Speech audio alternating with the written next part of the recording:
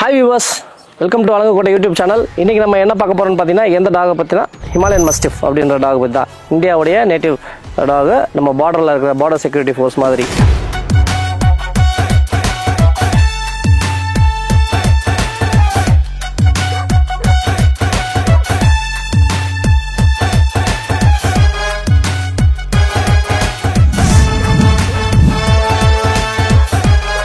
இவங்க வந்து பார்த்தீங்கன்னா இந்த மாதிரி ஃபர் இருக்கிற டாக்ஸ் நீங்கள் நிறையா இந்த நம்ம லே லடாக், ஹிமாச்சல், ஜம்மு காஷ்மீர் அந்த ஏரியாவிலலாம் நம்ம நிறையா பார்க்கலாம்.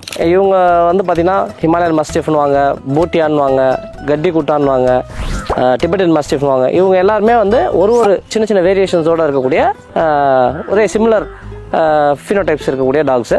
இதில் ஹிமாலயன் மஸ்டிஃப் வந்து பார்த்தீங்கன்னா ஆல்மோஸ்ட் டிபெட்டன் மஸ்டிஃபோட கொஞ்சம் கம்மியாக இருப்பாங்க.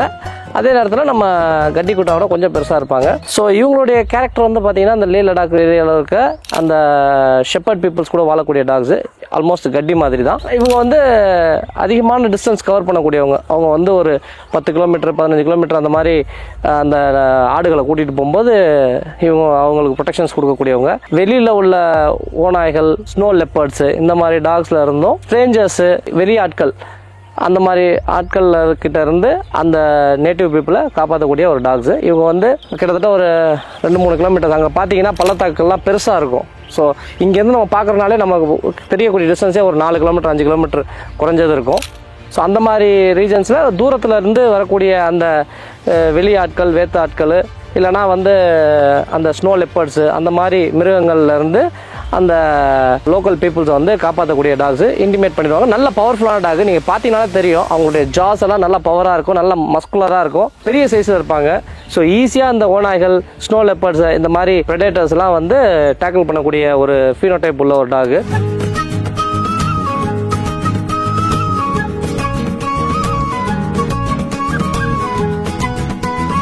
லோக்கல் பீப்புள் சொல்லக்கூடிய ஒரு விஷயம் என்னென்னா, நம்ம கேட்ட வகையில் கட்டி குட்டாவும் இவங்களும் ஒரே மாதிரி தான் இருப்பாங்க.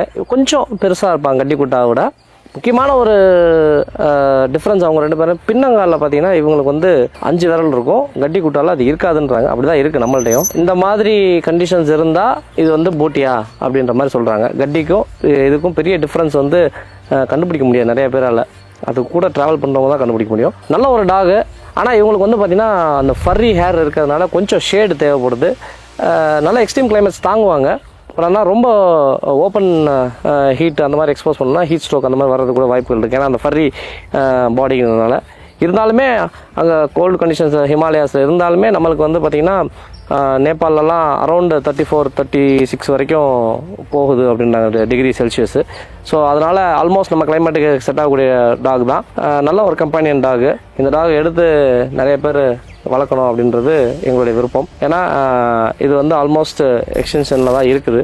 ஸோ அங்கேயே ரொம்ப ரேராக தான் கிடைக்கிது.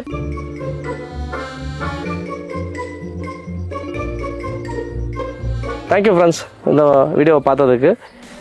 நம்ம யூடியூப் சேனலை லைக் பண்ணுங்கள், ஷேர் பண்ணுங்கள், சப்ஸ்கிரைப் பண்ணுங்கள். தேங்க்யூ.